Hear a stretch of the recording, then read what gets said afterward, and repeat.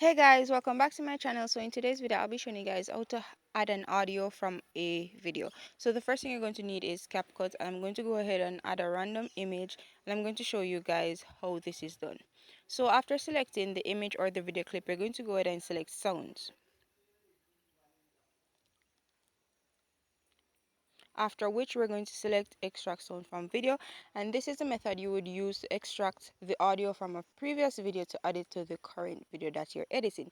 But the great thing about this is that once you extract the audio, you will have it for future use. So if you go back and you want to add the audio to another video, you won't have to go back through this process. So you just simply add the audio from extracted.